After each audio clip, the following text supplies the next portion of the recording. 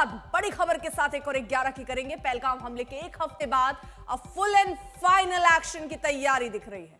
दिल्ली में आज एक के बाद एक बैक टू बैक 4 बड़ी बैठकें हैं और वो बैठकें हैं जिनमें बड़े फैसले लिए जा सकते हैं।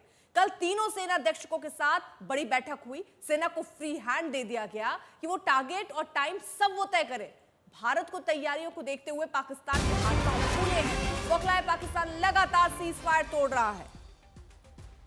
प्रधानमंत्री आवास पर रक्षा मंत्री राजनाथ सिंह पहुंच गए हैं। 11 बजे ये अहम बैठक शुरू होने वाली है और ऐसे में तमाम तैयारियां बैठकों को लेकर की जा रही हैं। अहम स्ट्रैटेजीज ये कहा जा रहा है इस बैठकों में, लेकिन कयास का एक लंबा दौर भी जारी है। ये 4 बैठकें जो आज बैक टू बैक होनी है, इसमें जाहिर तौर पर कुछ भी सार्वजनिक नहीं किया जाता है, लेकिन पाकिस्तान इस वक्त अलर्ट मोड पर है। हिमांशु मिश्रा मेरे सहयोगी जुड़ गए हैं तमाम जानकारी के साथ। हिमांशु, कुछ ही मिनट रह गए हैं बैठक शुरू होने में, क्योंकि राजनाथ सिंह पहुंच चुके हैं वहां।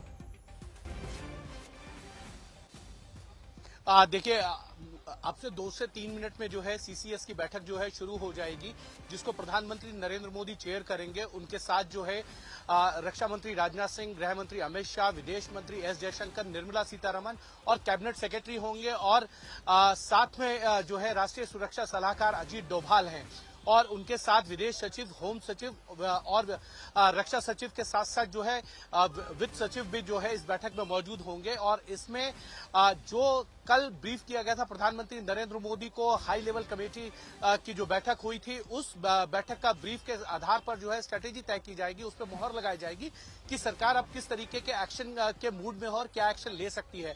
क्योंकि कल प्रधानमंत्री नरेंद्र मोदी ने साफ कर दिया था कि करारा जवाब देना हमारा राष्ट्रीय संकल्प है।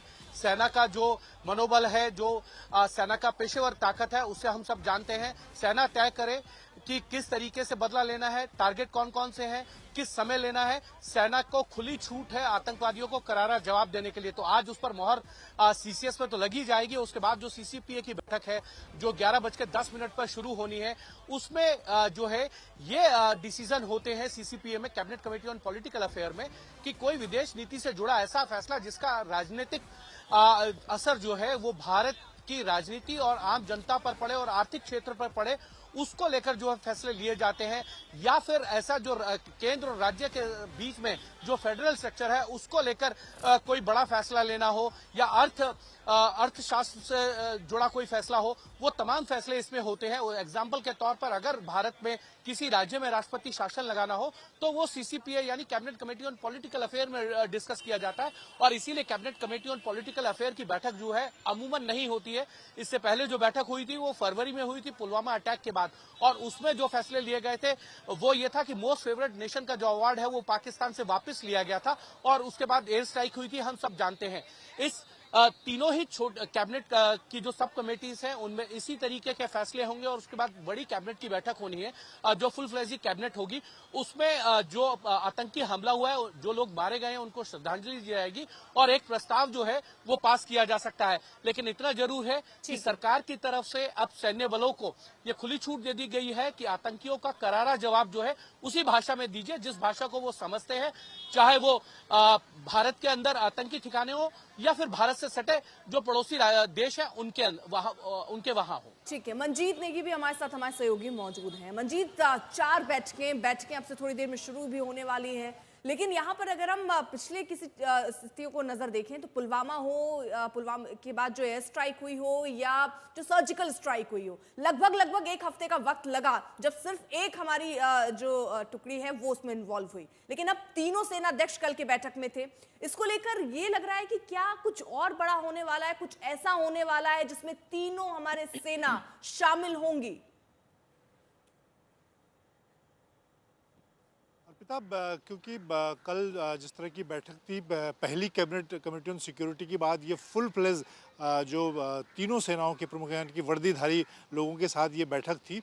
और अगर प्रधानमंत्री ने कहा कि तीनों सेनाओं को खुली छूट है तो उसको साधारण शब्दों में समझे तो इसका सीधा मतलब ये है कि तीनों सेनाएं पाकिस्तान के कब्जे वाले कश्मीर और पाकिस्तान के अंदर जो आतंकी आका बैठे हैं उनके खिलाफ युद्ध का ये ऐलान है। तीनों सेनाओं को खुली छूट देने का मतलब वो एक युद्ध की स्थिति है, वो आतंकी आकाओं के खिलाफ युद्ध जैसे हालात में जो कदम उठाए जाते हैं, जिस तरह की कार्रवाई को अंजाम दिया जाता है ज़मीन से लेकर आसमान और समुद्री मोर्चे पर, उस तरह की कार्रवाई अब तीनों सेनाएं कर सकती हैं। तो ये पहले आज जिस तरह से दूसरी बार कैबिनेट कमेटी ऑन सिक्योरिटी की बैठक होनी है, लेकिन कल प्रधानमंत्री ने सिर्फ तीनों सेना प्रमुख CDS general Anil Chauhan, NSA सबके साथ करीब 1.5 घंटे की बैठक के बाद ये संदेश दिया कि अब तीनों सेनाओं को इस बात की खुली छूट है कि वो किस तरह का एक्शन लेते हैं। वहीं दूसरी तरफ हम देखें तो इस वक्त पाकिस्तान में जिस तरह का हड़कंप मचा हुआ है, खासतौर से अगर पाकिस्तान वो भी इस बात की तरफ अंदेशा करता है कि पाकिस्तान को पूरा इस बात का अंदेशा, आज उनके सूचना मंत्री ने भी कहा कि अगले 36 घंटों में भारत कोई बड़ी कार्रवाई कर सकता है।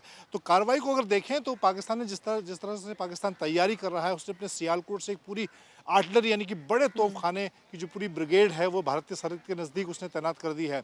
हवाई मोर्चे पर भी उसने एंटी रडार सिस्टम से लेकर बड़े सिस्टम तैनात किए हैं। तो निश्चित तौर पर पाकिस्तान को भी इस बात का अंदाज़ा है, और जिस तरह से अब तीनों सेनाओं ने अपनी तैयारी को भारत में अगर देखें चाक चौबंद किया है, तो बालाकोट एयर स्ट्राइक और उससे पहले सर्जिकल स्ट्राइक में जिस तरह के ऑपरेशन पाकिस्तान की कब्जे वाले कश्मीर में किए गए थे, उससे कई गुना बड़ी कार्रवाई अब होने की तैयारी है। ठीक है, आप बने रहिए हमारे साथ, हिमांशु भी हमारे साथ जुड़े हुए हैं। इसके साथ ही अशरफ वानी हमारे सहयोगी जुड़ गए हैं तमाम जानकारी के साथ। अशरफ, मेरा सवाल आपसे ये, क्योंकि आप लंबे वक्त से इन बॉर्डर एरिया से वाकिफ़ हैं, LAC हो, LOC हो, ऐसे वक्त में हमारी तैयारियां तो पूरी रहती हैं, हम अपनी आर्म फोर्सेस को उधर डाइवर्ट कर देते हैं, लेकिन पाकिस्तान की ओर से भी क्या इस तरह की तैयारियां हैं कि वहाँ उनके जो आर्म फोर्सेस हैं उनकी संख्या को बॉर्डर एरियाज पे बढ़ाया गया है, उनकी तैनाती में चेंजेस किए गए हैं? क्या जानकारी मिल रही है आपको? नेहा, बिल्कुल पाकिस्तान तैयार है, और जैसे मंजीत अभी बता रहे थे कि पाकिस्तान को इस बात का पूरा अंदेशा है कि भारत की तरफ से कोई बड़ी कार्रवाई होगी।